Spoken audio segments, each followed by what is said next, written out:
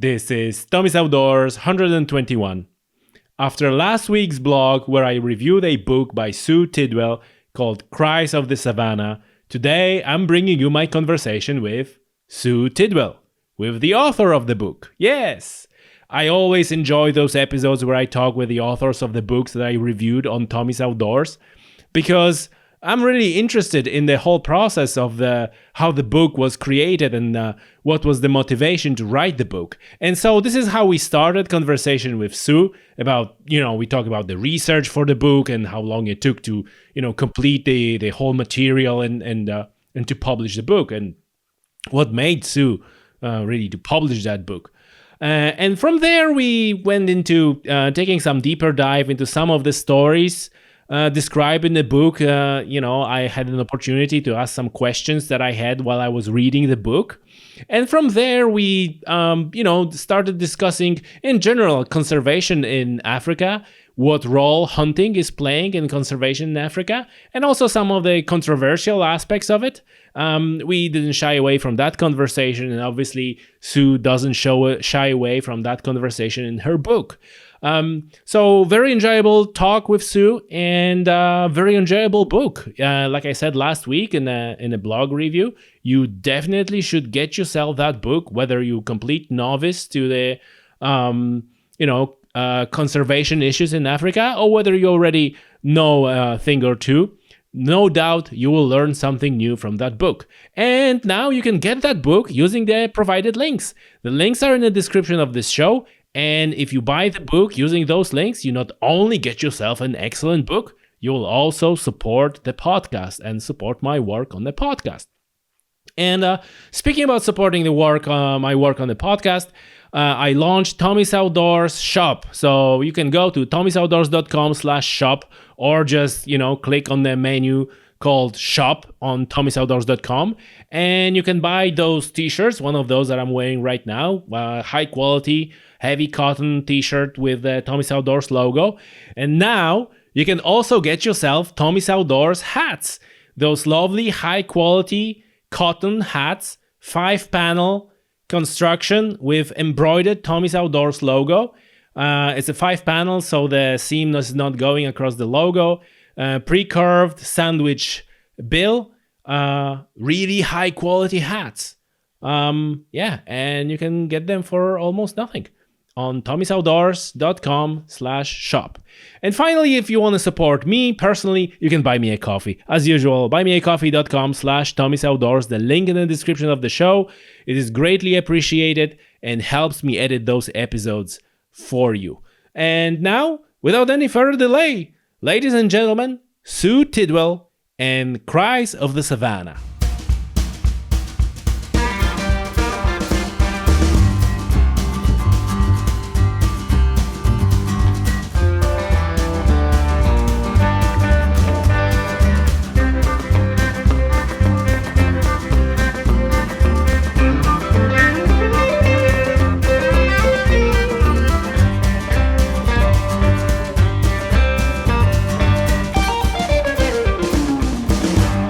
Sue, welcome to Tommy's Outdoors. It's a pleasure to have you. Thanks, Tommy. Thank you for having me. I appreciate you having me on here. I'm really excited to talk about your book because I was really blown away in many ways by this book, and I'm sincere with this. It's not like we're recording podcasts, and I'm supposed to say that I'm blown away. It was really more than I expected. I put it this way. And as I understand, you're a writer, you're a hobbyist writer, but on this occasion, you kind of decided to publish the book. So what made you to make that decision? Why, what was this trigger? It was my love for Africa and trying to get an important message out, essentially.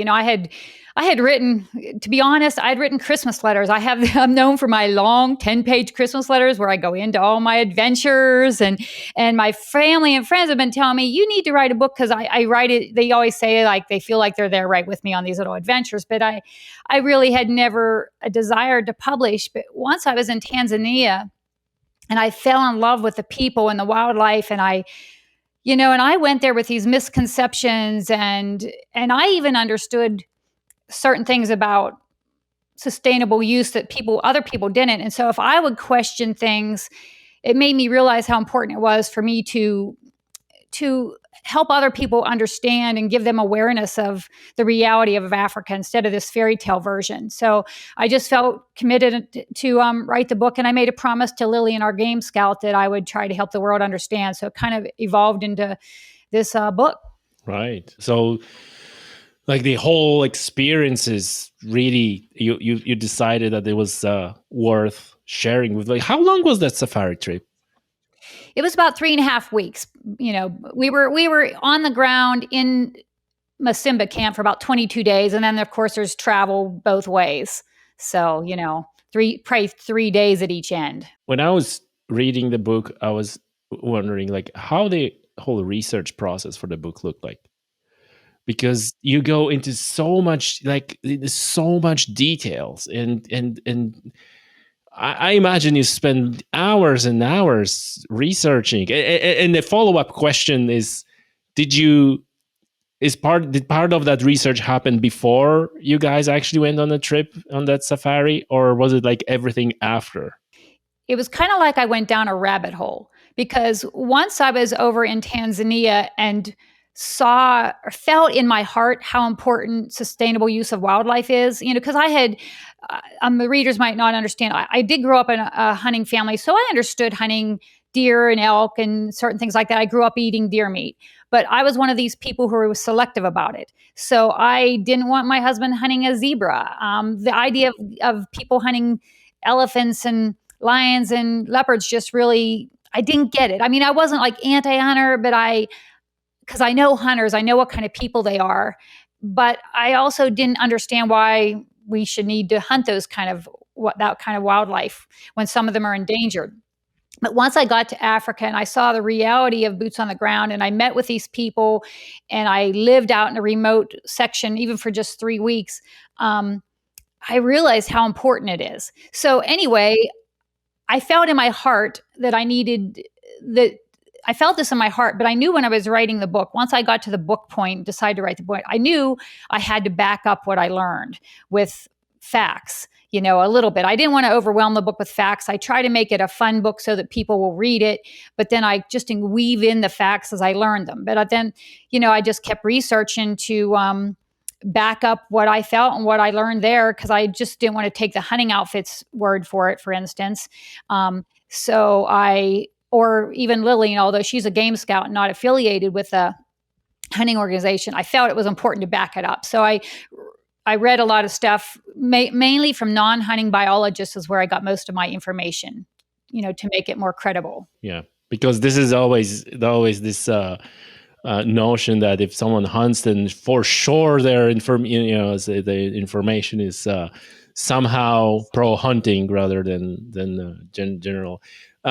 What was you said, like, you didn't want to hunt a zebra? Was it the association with a horse? Well, we live on a ranch here in Idaho. My husband's family has a ranch, so there's 30 some horses out here in our pastures. So, yeah, and I love riding horses. I love horses. And there's just something about the zebra. It just didn't seem right.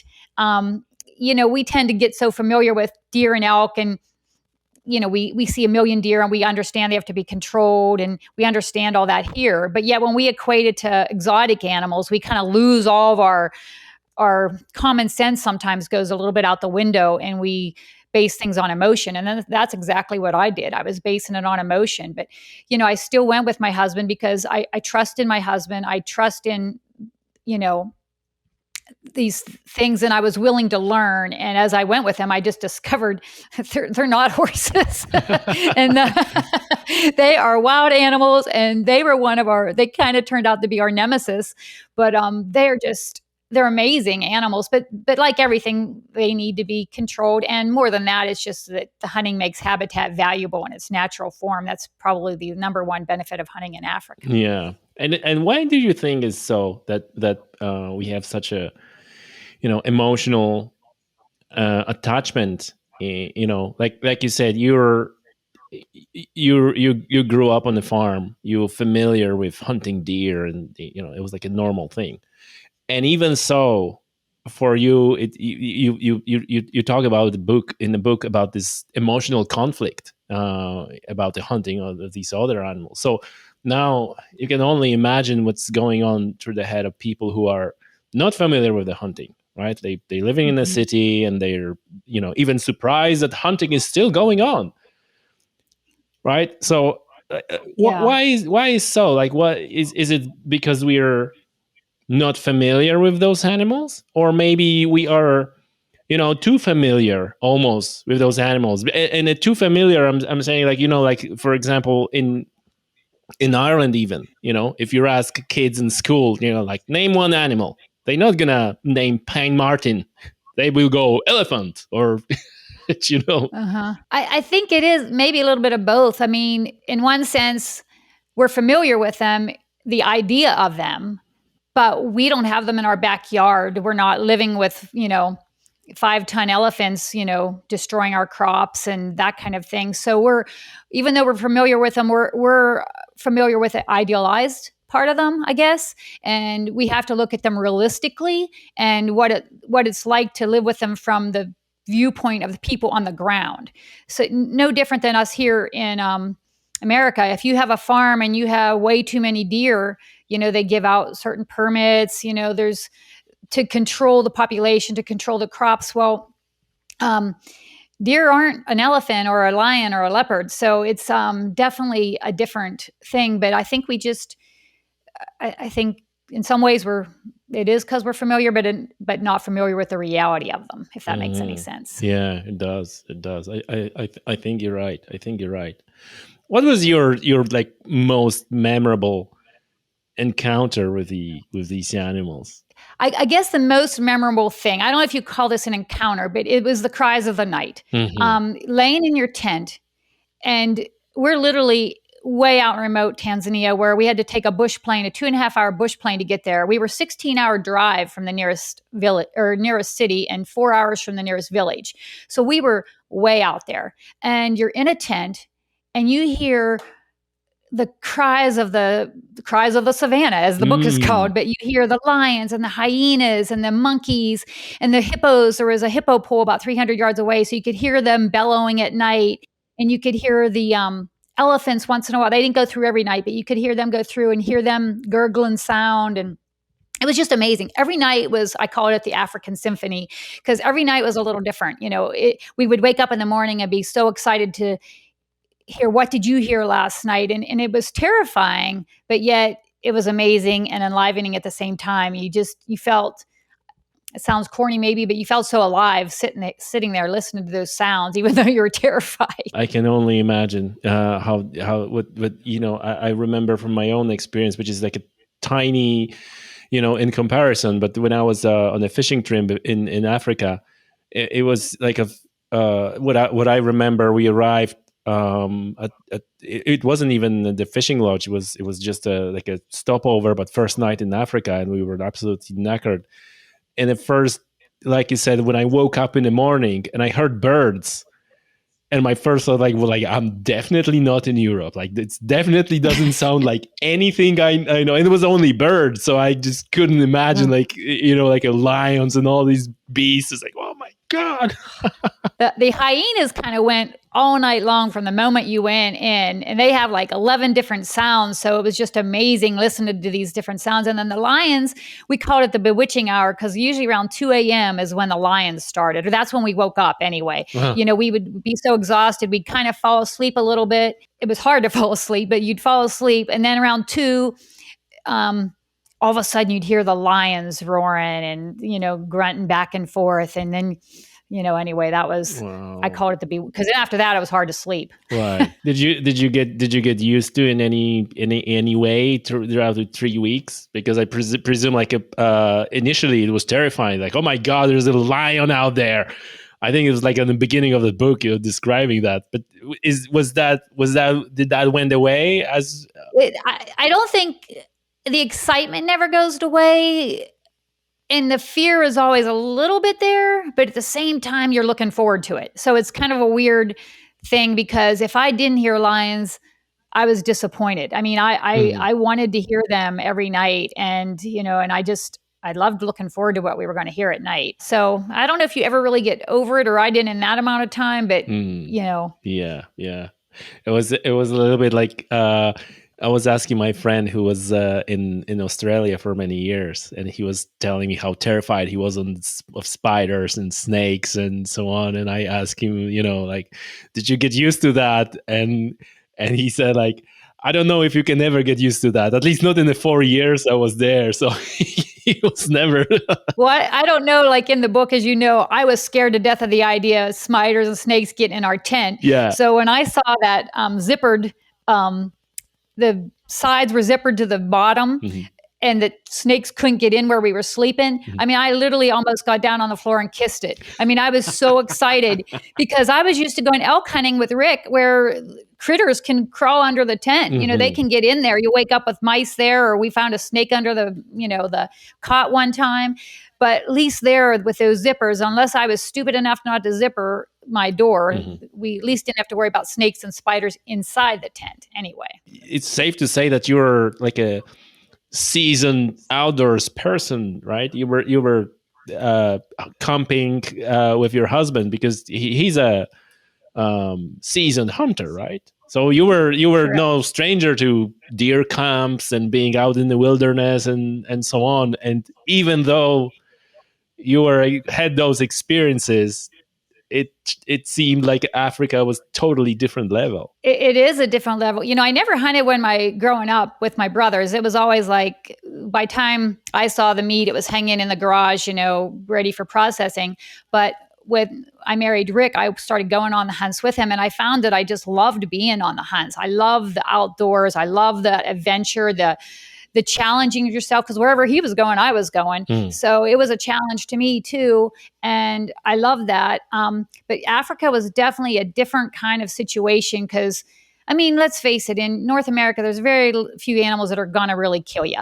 So, but I mean, they can, of course, but not when you're... Rattlesnake, I guess, bears, yes, depending where you are. Rattlesnakes warn you. I mean, we have a lot of rattlesnakes in our canyon, and they at least, like, say hello. I mean, they shake their little tail usually and let you know they're there. But in Africa, the thing that helped a little bit was I was always fourth in line. And that was another thing of my favorite things in Africa, was the going on the hunts itself, the tracking part of it. Watching those trackers and these Tanzanians do their thing is just simply amazing. I mean, they are just so skilled and so knowledgeable. It was just, I can't tell you how much respect I have for them. But I would love to, but I was always fourth in line. It was always Raphael, Rick, then the head tracker, Go-Go, and then me. And so I always kind of I told myself this, that by the time it got to me, the snakes were probably gone. So since I was fourth in line. So that was my justification of the snake fear. Yeah. And as far as the other animals, even after the first day, I had so much confidence in Raphael and Go-Go that I guess felt like they had my back. I mean, I was still scared and I was still wary, but I was able just to enjoy the experience without, thinking a Cape buffalo's going to, sneak up on me and, slam me. So yeah. But you found your comfort in the way you were moving, and then I guess the longer you're embedded in that environment, then those fears kind of go away a little bit, I guess. Yeah, they did a little bit, because first of all, we didn't actually, as much as I was afraid of snakes, we didn't actually see any while I was there. We smelled one apparently, because apparently black mamba smell like rice. But yeah, that's what Raphael taught us anyway, our professional hunter.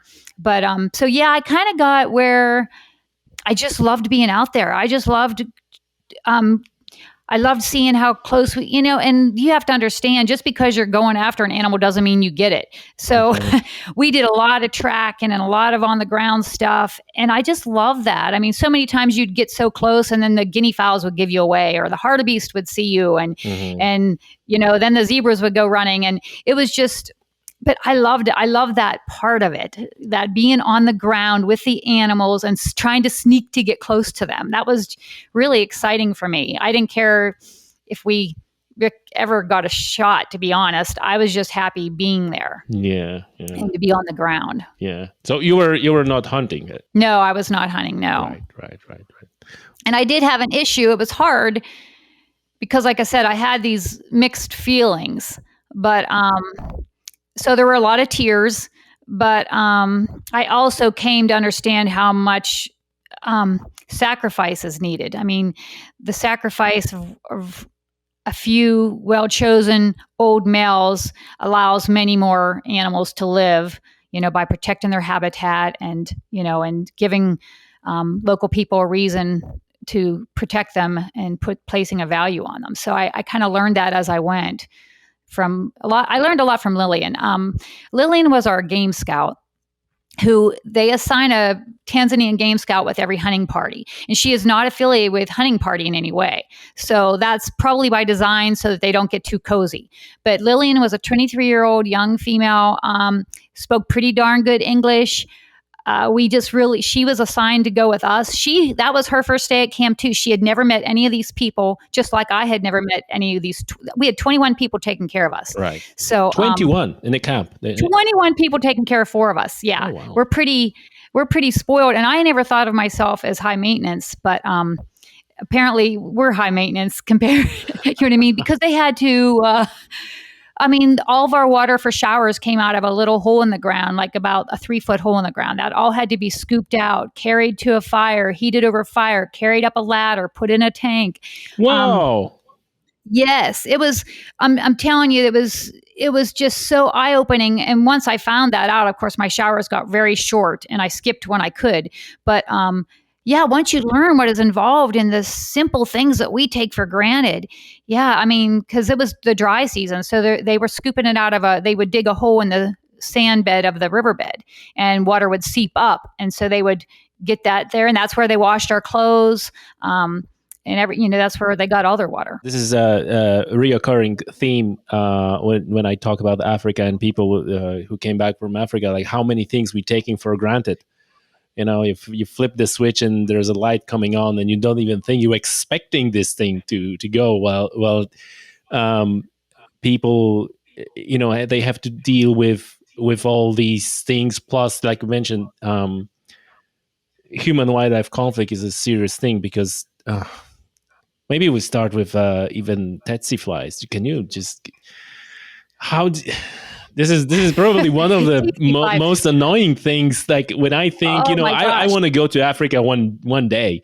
And the time when I was on this fishing trip, it was like really, nice because we spent most of the time on the island, 20 miles offshore, salt water. So we didn't even have mosquitoes, malaria carrying mosquitoes, never mind anything else. So that doesn't count. While you've been like you got the best in air quote of this. And it's so funny because you hear people talk about tsetse flies, but until you experience them, you can't even really believe it because they're little. They're smaller than our house flies, but they pack a wallop of a punch, and they just really sting and hurt, and they can go through several layers of fabric, and they don't die. I call them miniature vampires with wings because they suck the blood out of you, but they won't die. So they're just crazy. But that is one of the reasons, and I actually didn't learn this till I did my research, but tsetse flies we can thank for large parts of Africa being wild because where tsetse flies are, they can't have horses and a lot of cattle because that trichonopsis and all that kills them. So tsetse flies, as nasty as they are responsible for large parts of Africa still remaining wild. It's also one of the reasons why hunting tourism is so important because, general tourists, they want to go to national parks where, there aren't tsetse flies and there's tons of wildlife and it's pretty and there's infrastructure and they have hotels and they have all these things where hunting tourism gets these areas that photo or general tourists typically aren't interested in. Typical tourists don't want to deal with these tsetse flies. They don't want to deal with, their shower water coming out of a little hole in the ground. They don't want to deal with we saw a lot of animals, but not near what you would see in a tourist area, not near what you would see at the Serengeti or something. And then just traveling to where we are, it was so remote. It's easier for a photo tourist to land in Arusha, and within 5 to 8 hours, I think they have 6 or 7 national parks they could go to. So that's probably the main thing I learned, aside from human wildlife conflict. But the main thing is just how important hunting is to preserving habitat for all species. You touch on very important point. Usually in those conversations, there's so many things that I would like to take that conversation. So I don't even know where to go. But let's stick with a hunting tourism, because I think this is quite often an argument that is made by opponents of hunting or anti-hunting, or people who are not looking favorably at hunting. Let's say that it can be replaced with photo tourism. And you touch on one important aspect of it, that, well, number one, there's sheer numbers, right, of tourists, and then they're expecting a lodge, 4-star, 5-star lodge, cold drinks. Well, you folks, you'll get pretty rough conditions, even though Yeah, you had 21 people looking after you. well, it was so funny because some people might consider what we did really rough in it. There was no swimming pool, there was no spas, there was none of that. There was no TV, there's none of that. But for me, coming from elk camp, it was actually pretty cushy because I didn't have to cook the meals. I had a shower at elk camp. I did the sponge down bath. I mean, we didn't have a shower at elk camp, and so in some ways it was very cushy for me. But for most general tourists, I don't think it would appeal to everyone. That they prefer much more than that because it's hot and it's. I mean, there's. I don't understand. Why would you go to Africa and expect pool and all that? It's not the experience. No, it's not the. Because I got to sit by a water hole. Like when we did go in for lunch, sometimes after the first few days, we would go back for lunch and we would sit at the dining hut. And the dining hut was positioned above the riverbed, which there was just a few puddles left in this riverbed. But one of these puddles was where all the animals came to drink. So I got to sit there, and the other guys would take a nap, but I didn't want to miss a second. So I would sit there and watch those animals come in, and it was fabulous. And we were on the state, the border of the Ruaha National Park. So actually, this is another thing I learned. They place hunting concessions to go encircle these national parks purposely. So it adds another buffer zone for poachers. Poachers have to get through the hunting concessions to get to the national parks, and they don't like to operate where there's hunters and the guides and all these people with guns. So it's another layer of protection. Plus, it's also overflow for the parks. Once those animals overflow. But yeah, so that was like this magical line was the river, and anything on that river and across was totally safe. It was out of, and anything at camp anyway, where there was an unspoken thing that anything at camp was it was like a safe haven. Camp was.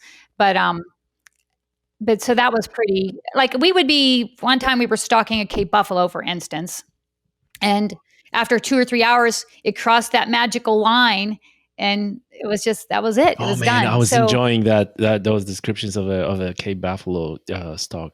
Man, it's a dream hunt. But yeah, like this is again, we're gonna come back to tourists in a second. But one thing that I would like to comment here, that it's quite clear for anyone who reads your book, is that quite often people have this conception that those ugly trophy hunters, right? They just shooting everything they're gonna lay their eyes on.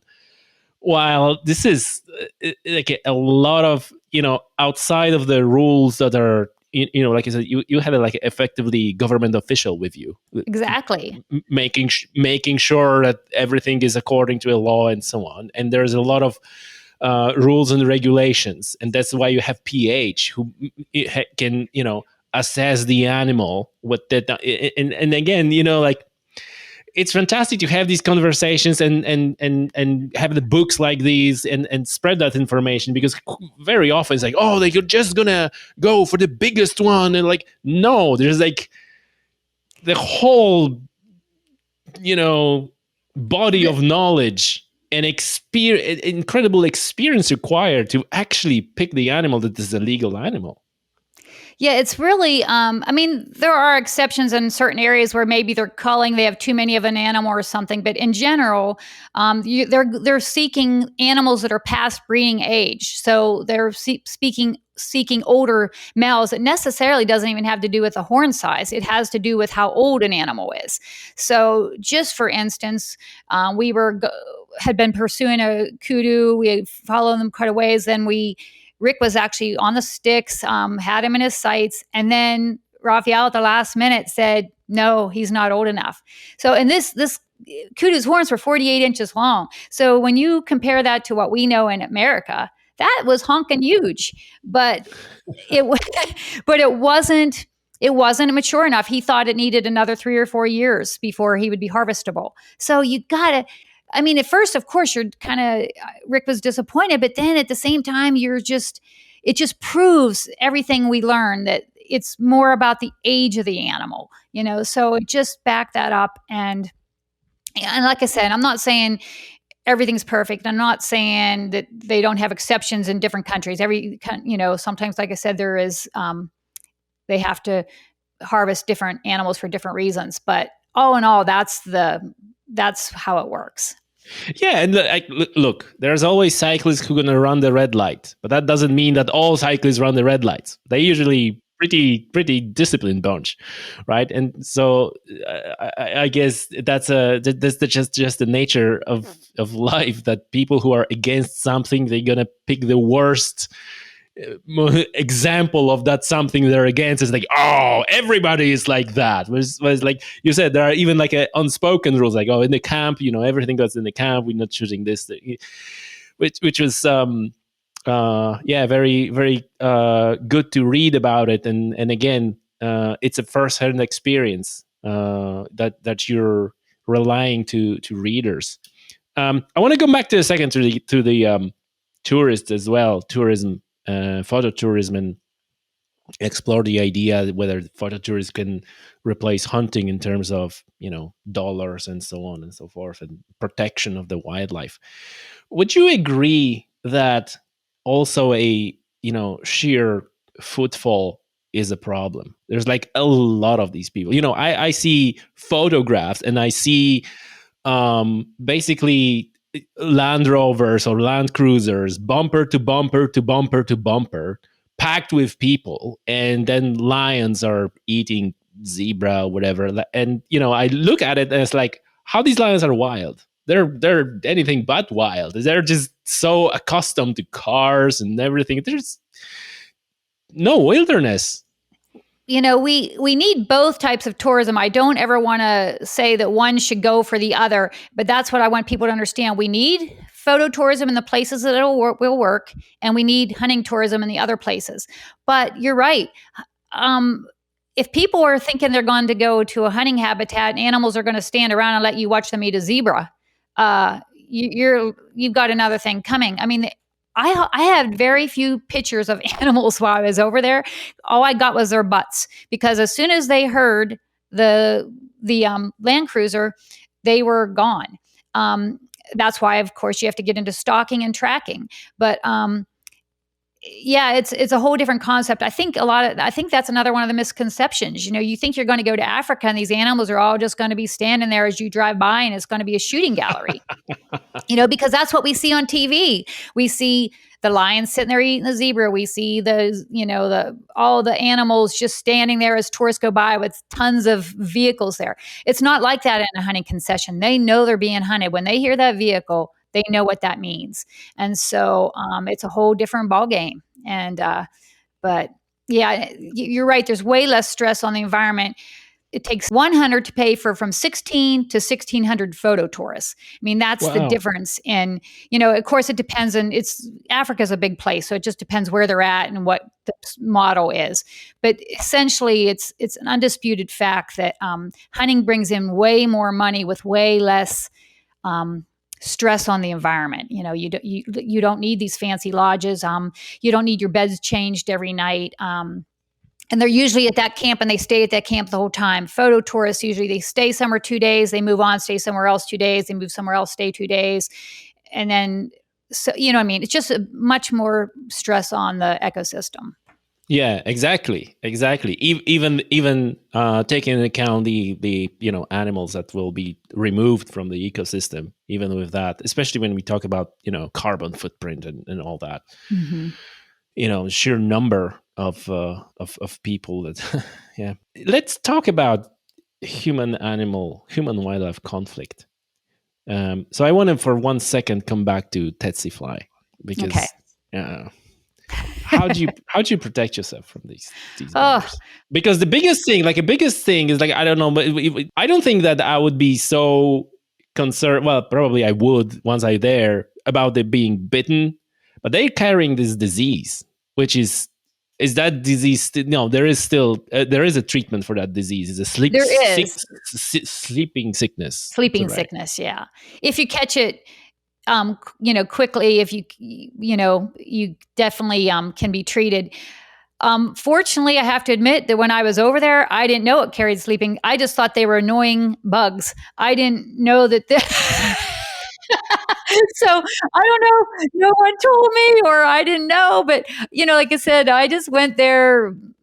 I was naive about a lot of things, so I learned that after the fact. But we had repellent on and you wear a lot of thick clothes. And then when I was on, I found that when I kept a blanket, that they had given me, a Maasai blanket, I kept that in the vehicle. And so I would put that around me and on me when because the flies are weird.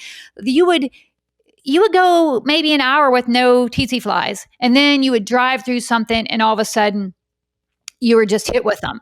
And so I would just kind of cover up, and then the trackers, and they'd be back, they'd be hitting you with sticks, the branches, trying to get them off of you. And you were just, it was like, oh man, it was everybody in for it, just trying to get through. And then like maybe in 10 minutes, they were gone again. So it was just weird. They're just weird. And what was that? What was the reason they were on and off? Was it like they were just keeping to the area, or like, do you know? I think it's more brushy areas from what I've understood. It's the brushier areas, and where there's more animals, because that's what they feed off of. So I think it has a lot. But to be honest with you, I didn't see a rhyme or reason to it. I learned out later that it was brushy areas and animals, but to me, it just seemed very random. But maybe I was too busy fighting them off to really notice what kind of territory, what kind of terrain we were in right at the time. Yeah, there's a part in the book when you describe like everybody was slapping each other and it was like total mayhem. Yeah, the first time they started hitting me across the back with a branch, I was like, "What?" And then I'm like, "Okay, they know me well enough." And then I realized what they were doing, but it was just like craziness. So, yeah, they're quite entertaining, if nothing else. Mm-hmm. What I gather from the book, even though you had clothes and repellent, like a chemical repellent, all these, this almost no effect. No, I mean, if they can find a piece of skin, they're going to get to it. And this repellents didn't seem to do a lot. It was more the layers that you had to have on. All right. That's why, you will see, like, it's so weird because it's so hot there, but you will see what the Tanzanians in my pictures with lots of clothes on, but it was to ward off the tsetse flies. So yeah, so it was kind of, layers is more important than anything, I think. I don't know. And I'm no expert by any means, but that's just kind of what I learned. You wrote a book about it, so you are. Listen, no, but I just want to stress again how much research went into this book, and even for people who are not familiar with the American model of wildlife conservation, you also write in length about Pittman-Robertson Act and all the how all these things work, and comparing that to Africa. Listen, so continue on the human wildlife conflict. What like, were you aware of the issues related to human wildlife conflict, or was it like a particular moment that it was this moment like, oh, I didn't realize it was a particular moment, I would say, because I don't think I had a clue. I don't think I'd ever really, I hate to say that, I hate to admit it, but I had never really thought about what the people was like for the people living with these animals that we adore from afar. But my first awakening to that was we had found some elephant bones, and Lillian and I were talking about it, and we were talking about poachers, and that brought up this whole thing. Americans seem to think that poaching, when they think of poaching, they think of rhino poaching and poaching for elephant tusks, but there's so many different kinds of poaching. And there's honey poaching, wood poaching, bushmeat poaching, all those kind of poaching. And then as we got into those subjects, she also taught me that the biggest killer of lions and leopards are local people through human wildlife conflict. They don't want to live with these animals. And she's the one who explained to me, because I still at that point wasn't totally on board with why we should hunt leopards and lions. But Lillian, who is a game scout, she explained to me, by putting a high value on those animals, it gives the people a reason to work harder to protect those animals or to learn how to live with those animals. It might give them a reason to build bomas and bring their cattle in at night rather than just leaving them wild. It might bring them to change their chore patterns to the safest time of day. So human wildlife conflict is a major thing that we just don't even think about. I mean, and this is a small minor thing, but one day we were going back to camp and we come across, here we are in the middle of nowhere, and we come across 3 Tanzanians. And of course, everybody got ready. We thought they were poachers, and, Lillian and Raphael. And then we saw they had no rifles, and we stopped and talked. And here they were trying to get medicine. Some were at a camp 5 miles away. And later I just said to Raphael, I said, why would they have walked in the middle of the day, in the hottest part of the day? Why didn't they come in the morning or the afternoon? And without even skipping a beat, so nonchalantly, he said, well, it's the safest time of day to walk because the lions are napping. I mean, that's a mild statement technically, but that hit me like a ton of bricks. I mean, to have to plan your whole day and your chores and everything about when the safest time of day is. I don't know if listeners know, but it's probably been about 4 months now, but 3 young Tanzanians were killed. They were out.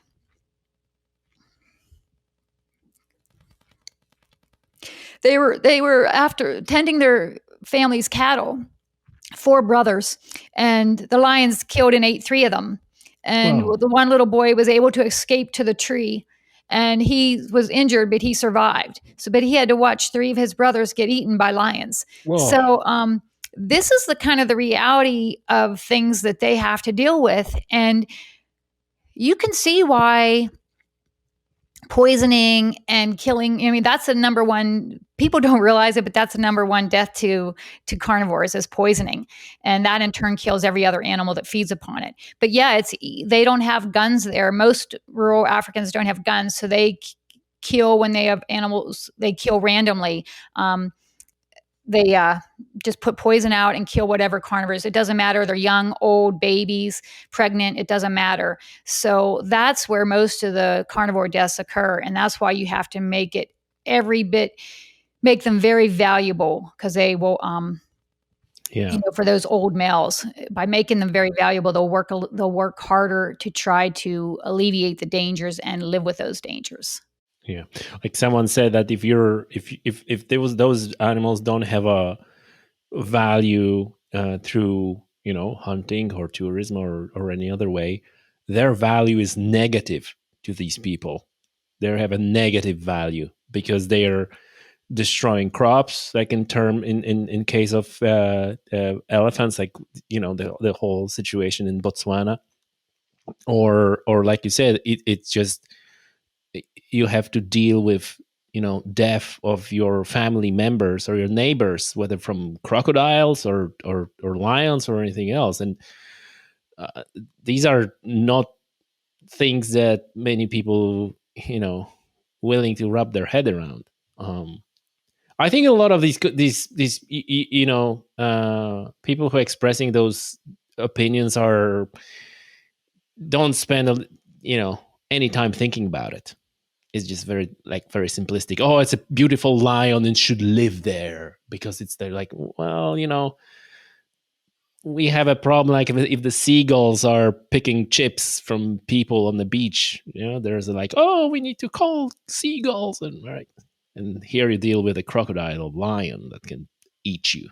Yeah, I think once people learn, because I really truly believe, all in all, most people are really are in it for the right reason. I think there are a few of these organizations that spread the misinformation and stuff that are in it for the wrong reasons. But I believe the people in the middle really are in it for the right reason. And I think if they understood that, they would come around. I think if they understood that the people have to benefit from wildlife protection and wildlife conservation, and you can't people animals can't thrive unless people thrive. So I really think if people understood, they could open their mind to it.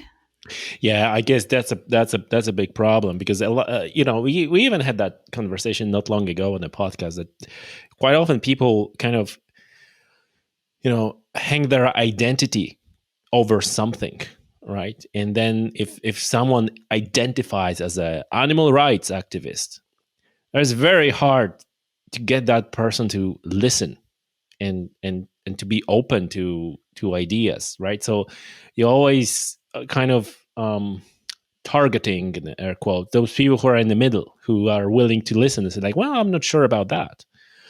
And I see the power how this works. I it was probably 2 years ago where my friend, who is like, he has no interest in hunting, he's no, like, he works in IT, he works as a security consultant, and all of a sudden it was on Facebook or on Twitter, he reposts and retweets something about ban trophy hunting, this and that. Right. And I'm surprised because like he like does like, what the heck. So I message him. It's like, hey, do you even know? And I sent him an article in a one of the magazines that explains in a layman terms what we talk about here. And he goes like, oh, I didn't know. I was just, it was like, I was so pity for those poor animals. Right. And I kind of feel like I caught him just in the right moment, because it was like, there was this moment when he was ready to go down the rabbit hole of those poor animals being killed by those bloodthirsty psychopaths, right? It was like, oh no, stop, that's how it looks like. So it's very important. And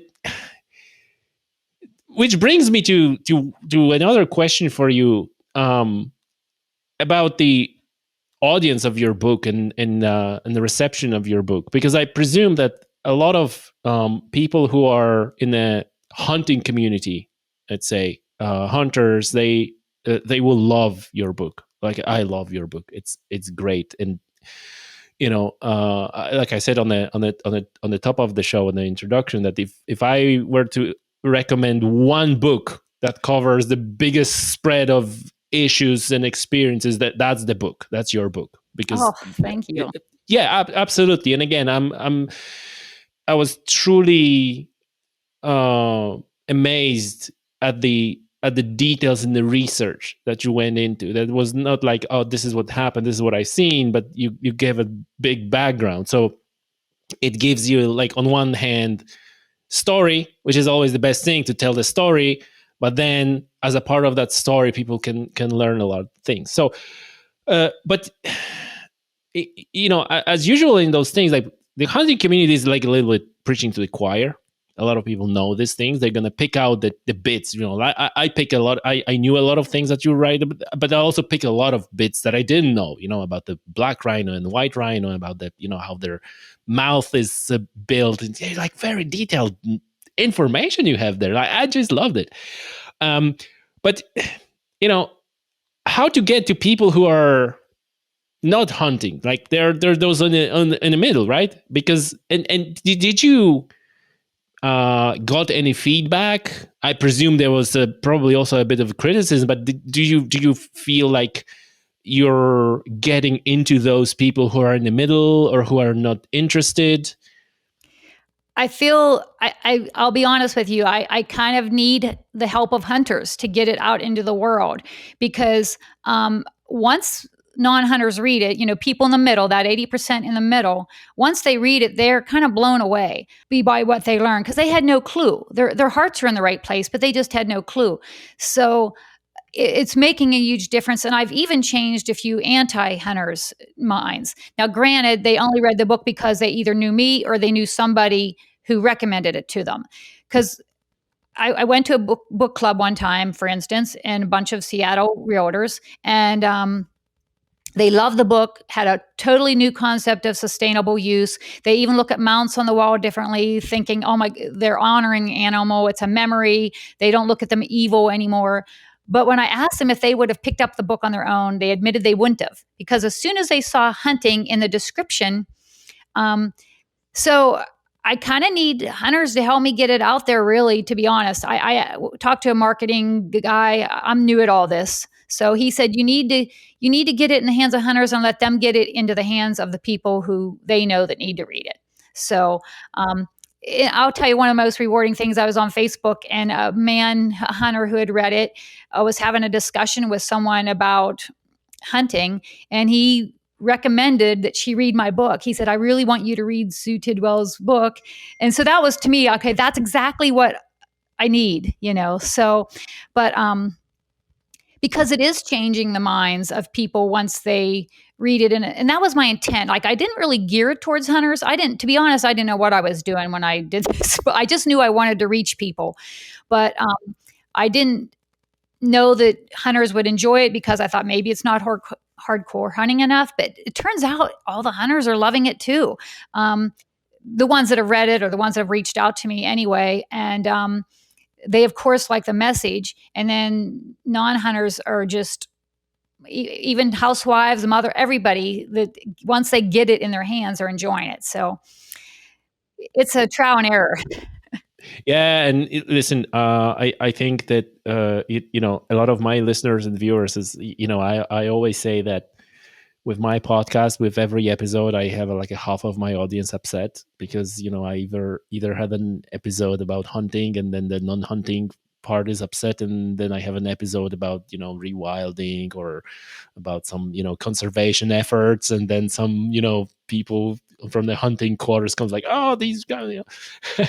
So I think that it's a perfect opportunity to talk with you about this book, because I think that safely people from both sides of my listeners and viewers can pick up that book. And I never had that this feeling that it was like a hunting or geared towards hunters, especially that you're very from the very beginning, you're quite open about your conflicting emotions, that you're not really that keen of like, well, kudu or antelopes were they kind of like deer, but those lions and leopards and the charismatic megafauna.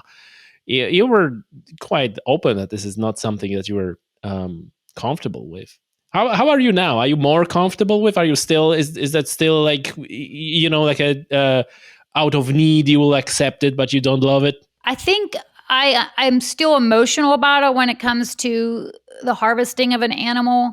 I don't know that I ever want to hunt myself at this point, but in my heart, I believe it is so important. So I'm totally on board with it now. I mean, I get why it's so important to the local communities, and we have to give them a voice. I mean, for so long, we have all these people in the world trying to make decisions for the people of Africa, for what works for them. And it's not right. It's not fair. And this is one of my ways, is trying to give them a voice in a fun way. Like I really tried to make the book fun so that it just doesn't overwhelm readers. That I make it, weave in stuff as I learned myself. But I wouldn't say I have any qualms about it now, but that doesn't mean I'm still don't get emotional about it. Mm-hmm.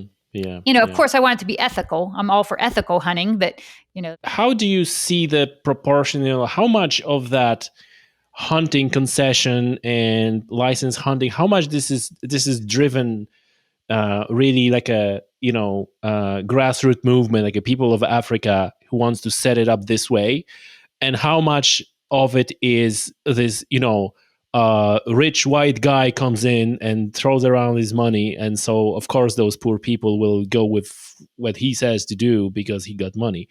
Do you see that balance? How curious of your view on this? From my take on it, from what I've learned from the African people that I've met is, those animals are going to die anyway, and they're going to eat, they get all the meat and that protein, which is highly needed in those areas. What do they care if a hunter takes home the horns and the skin?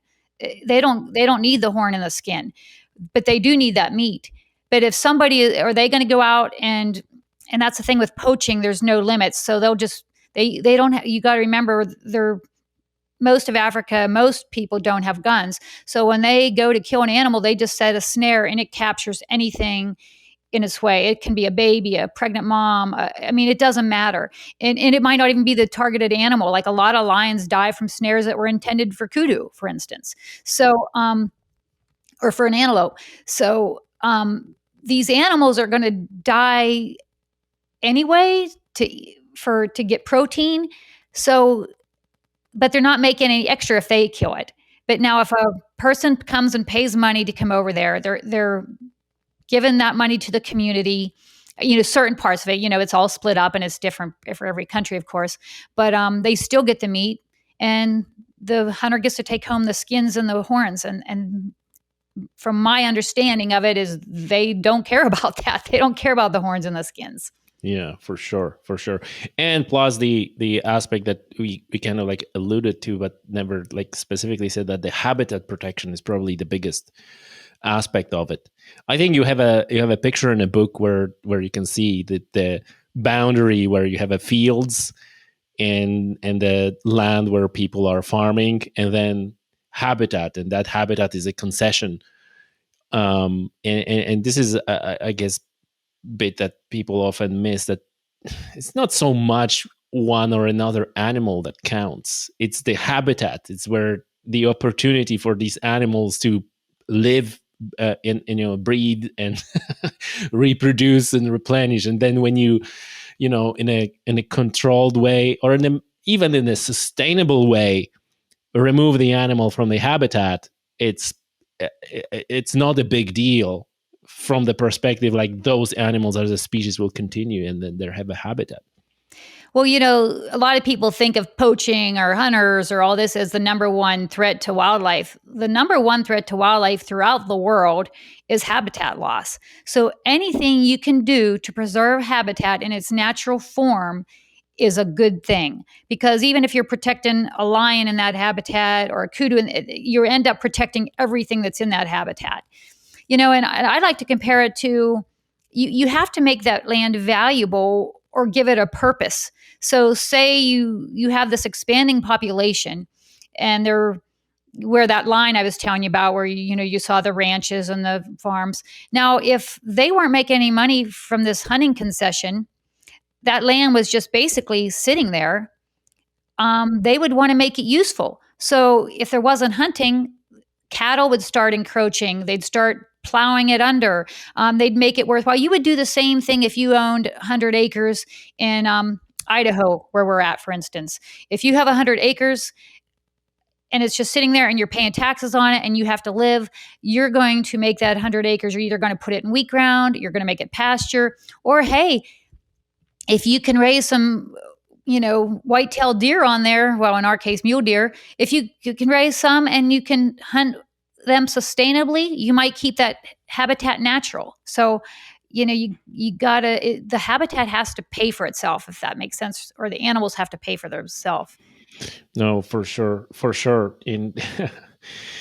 Yeah, when you talk about it and when you witness that, it so much makes sense. But then, I'm just wondering, like, it's quite often where people say, oh, this is very complex. And I was in that camp as well, because I kind of went through this journey, right? Like, oh, it's simple, right? Everybody wants conservation. Everyone wants protects animals. It's simple, right? And then it's like, oh no, it's so fast because there are things like poaching, like animal, human wildlife conflict, this. So then I got fascinated, like how complex that picture is. But the more I talk about this with people like you, there's like, is it really that complex and nuanced? It starts to be simple again. It's like, it's actually quite simple. You need to have a protected land, so you have an animals there, and as long as you're not gonna take more than they're reproducing, they're gonna be there. Like, it's it actually simple. makes common sense. Like I say at one point in the book, it really, facts and statistics don't matter anymore.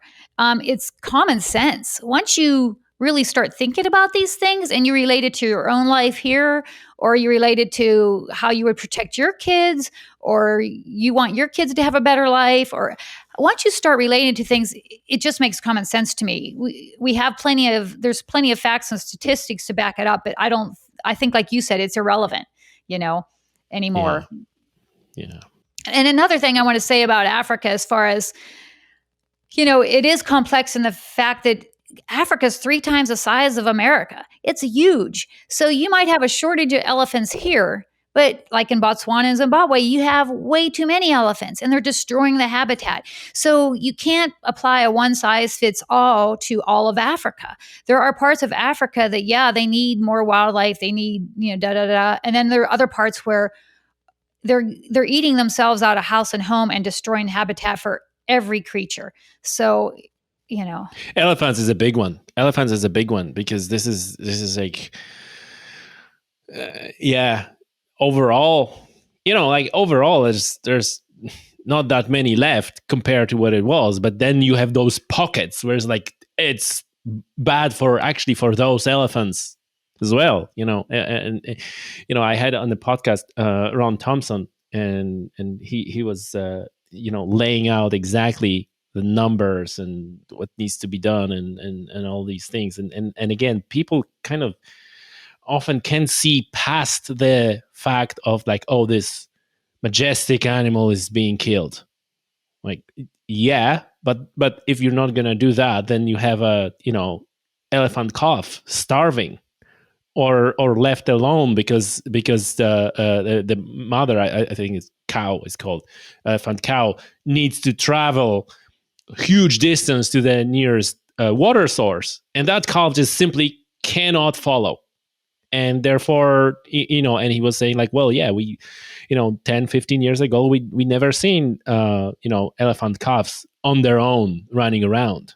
Now we see that because of these things. So on one hand, people might think like, oh, it's ethical and welfare aspects, but how ethical is it to let those baby animals die because there's overpopulation? And so, or die a slow death of starvation, even for the adults. I mean, they eat 400 to 500 pounds of food a day, depending on their size. So that's a lot of food they have to take in. So you can see how an ecosystem could be devastated when you've got, and we're not talking about overpopulated by a few hundred. We're talking overpopulated by thousands and thousands in these areas.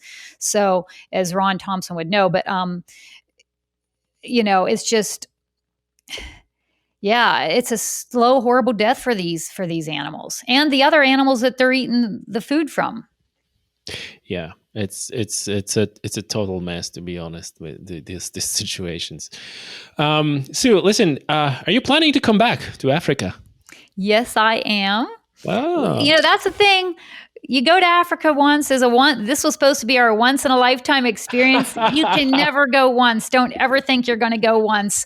Everybody says that. Like, this is like everybody says like, no, there's like, I was talking with a hunter who said like, he's a safe story. Like, I'm going to go with this one hunt, like tick all the boxes that I wanted to list. And he said like, and 20 years later, still, year after year coming back.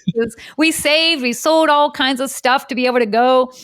But yeah, now we've been saving again for years, and we're going to go to Mozambique this time. Not that we didn't love Tanzania, but we just want to experience a different part of Africa and, something different, which is going to be kind of hard because I'm not going to get to see Lillian and the people I met at Simba camp, but you'd probably never be able to create that first experience again anyway. But yeah, we are going back. Right, right. It's great. It's gonna be like part two to your book. Oh gosh, I don't know. This has been way harder than I ever thought. Um, the writing turns out to be the easy part. It's just the whole getting it out into the world and getting it known to people, and that's it's difficult. So Right. and I I've thought that never you're been gonna in say that the marketing, so research was difficult. the difficult, yeah, that was a lot of, but I kind of enjoyed that part of it because I was learning and I was fascinated by it. And like I said, I would go down a rabbit hole. I would think, okay, I need to back this up what I learned, and then I'd be like, oh, and then I just kept learning and learning. But so it was hard work, but I enjoyed that. It's more this unknown to me, this marketing world that's unknown. That's.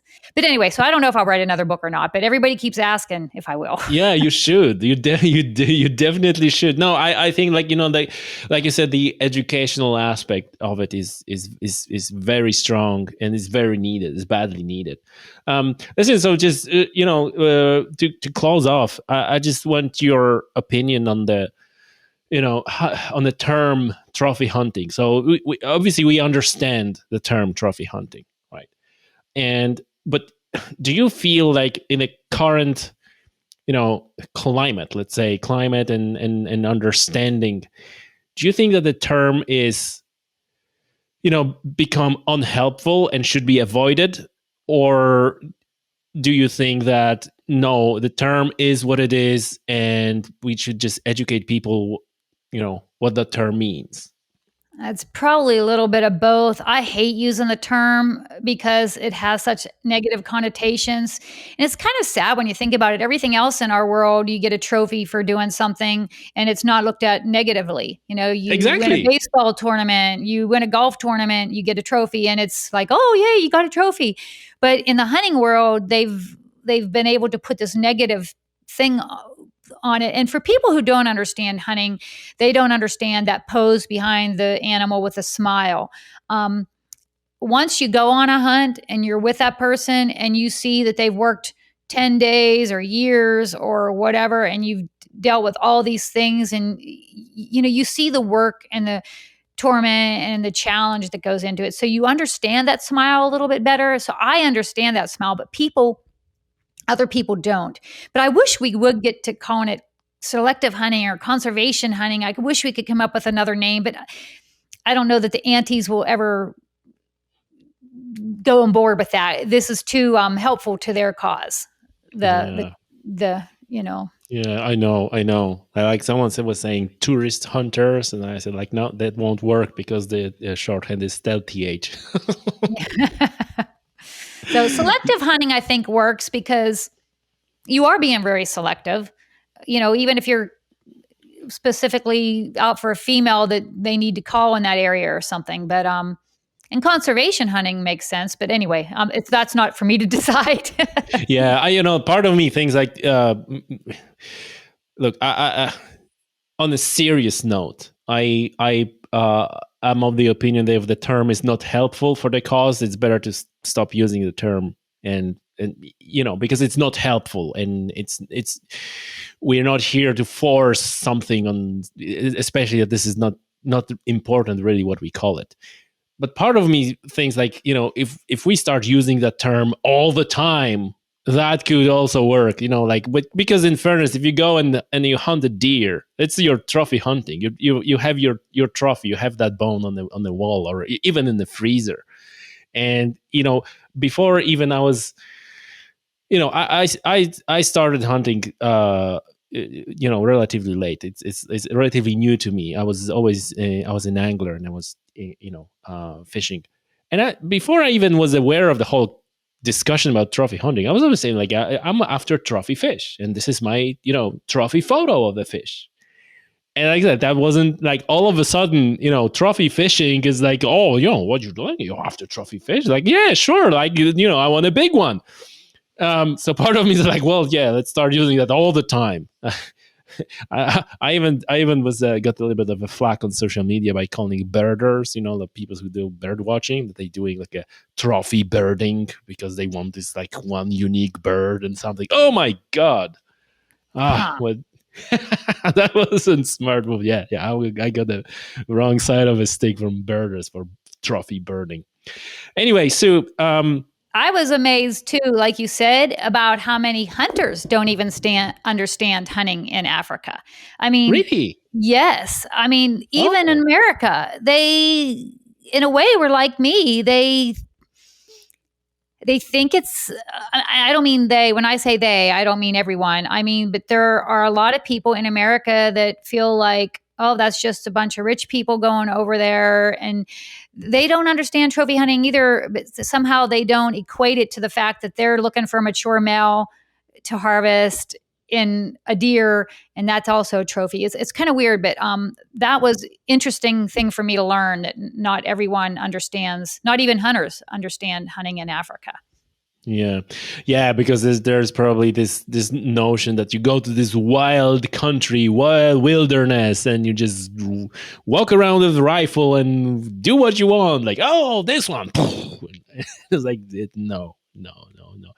Yeah, that's true. That's very true. That's why books like yours are very important. And look, so tell us, where is the best way to, how to get your hands on the book? What's the best way, and how to find more information about your work and what you do? Well, the easiest way to get my book is just to go on Amazon. It's for sale all over the world. So it's just Cries of the Savanna, Sue Tidwell.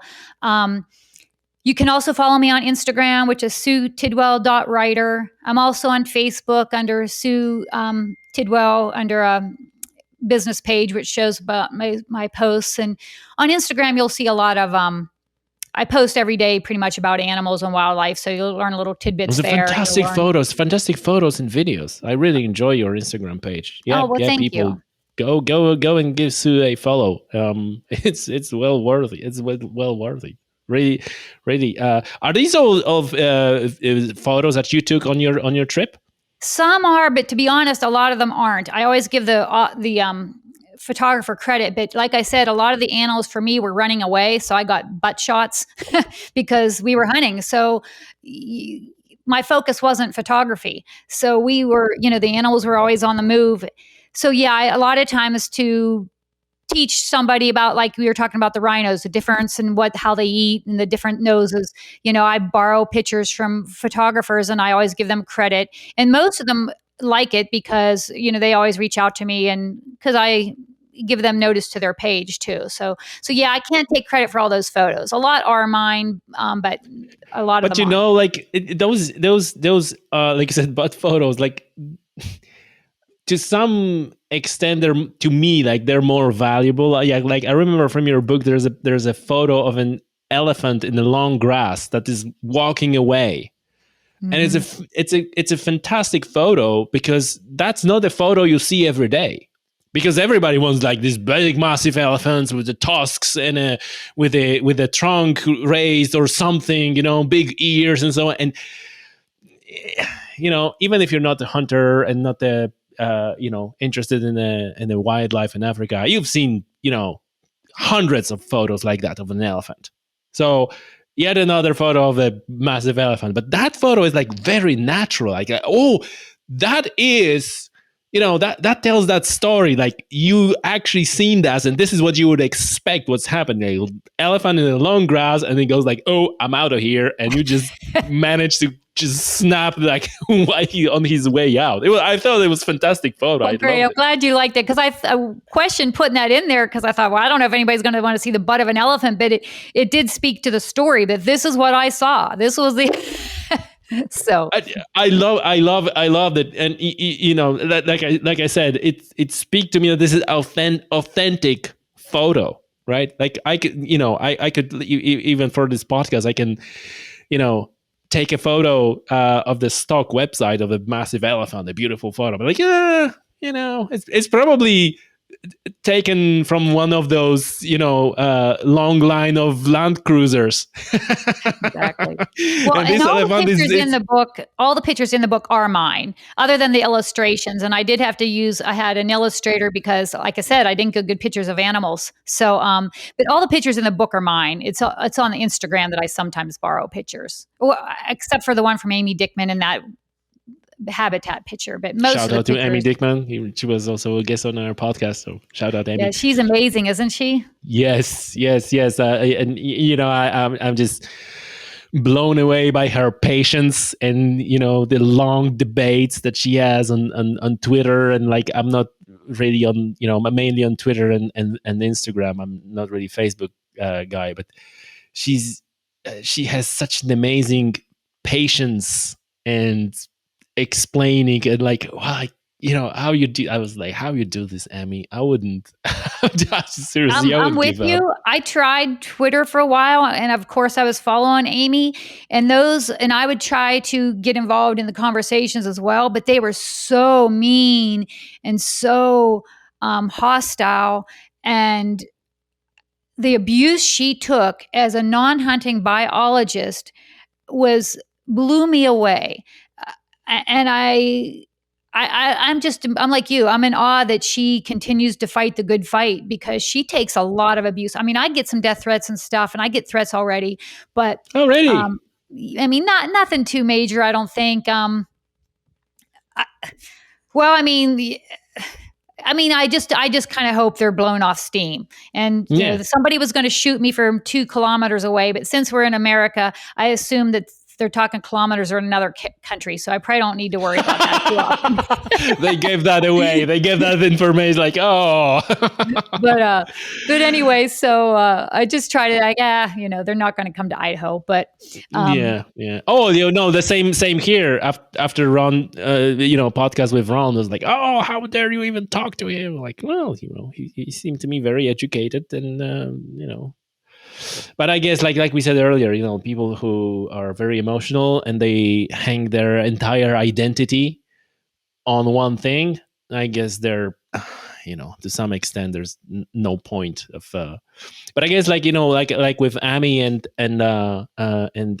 Adam, Dr. Adam, Professor Adam Hart, their view is like some people who are like a silently watching this conversation are the ones who they really mean, not the person who is like throwing abuse and so on, because they're not gonna be convinced. They don't want to be convinced.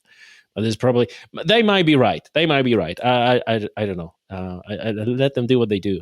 that's what I'm kind of going on the premise that, like they always say, that there's 5% on either end that you'll never change their mind, but there's that nice large majority in the middle that if given the right information, they'll at least be open-minded and think about things. So, I'm hoping that's the case. And, I do want to say to listeners that, there's a lot of anti-information out there, and I've read a lot of it myself. But when you read it, if you read the book first and then read it, and then start asking yourself questions. Well, they don't address the fact that the meat's used. They don't address the fact that habitat loss. They point out certain things that they want to.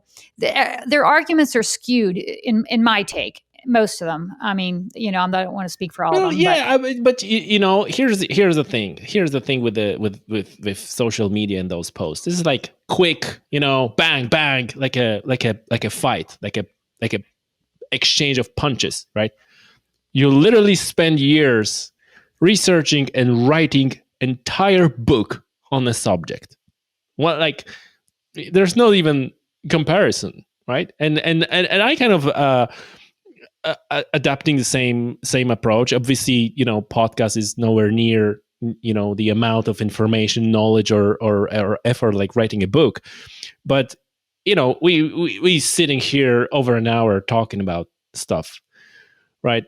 And at some point I think like, well, there's no point really discussing something with the confines of 280 characters because we just spent hour and 20 minutes talking about it. Go and listen, right? And or write a blog post. I sometimes see someone write the blog post Even I sometimes write a blog post, and then there's like opinions, oh, this and that. It's like, well, look, write your own blog post, address all the issues, put the references, right? At least put the comparable amount of effort to make your point rather than like slap that, like, I don't like it. So I guess we need to take it with a grain of salt, and that's all. It's hard because you get emotionally.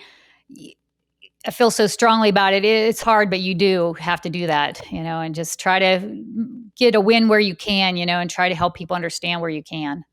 Yeah, absolutely. Listen, folks, Cries of the Savanna, an adventure, an awakening, a journey to understanding African wildlife conservation. Sue Tidwell. A link, obviously, in the description of the show, in the show notes, on a website, link to Amazon. Highly recommended read. If you think you know something about the African wildlife, hunting, human wildlife conflict, poaching, all these things, I'm sure anyone will learn something that they didn't know. I learned a ton. So, Sue, congratulations on that book. It's a fantastic book. All the best for the future. I hope you're going to write another one. I really do. I really do. We'll see after this, but thank you so much. I'm so glad you enjoyed the book, and I'm glad you learned from it, and I'm glad people were, getting so much out of it. So that warms my heart, because I have said I've fallen in love with Africa and its people and its wildlife. So I just want to do what I can for it. Fantastic. Yeah, absolutely. Listen, good luck with your next trip to Africa. When are you going? This year? Next year? In May, the middle of May. Oh, actually. this year. So you're already packing your bags. Well, kind of. Yeah, we just are getting a bunch of balls and stuff to take to the kids over there. We're getting orders. So yeah, thinking about that kind of stuff. Fantastic. Listen, so let's stay in touch, and I would gladly welcome you again to the show. I would love to come back. Yeah, talk again, either about your trip, what you're seeing, or perhaps when you have a second book coming. Oh, you are always welcome. Sue, thank you very much for your time.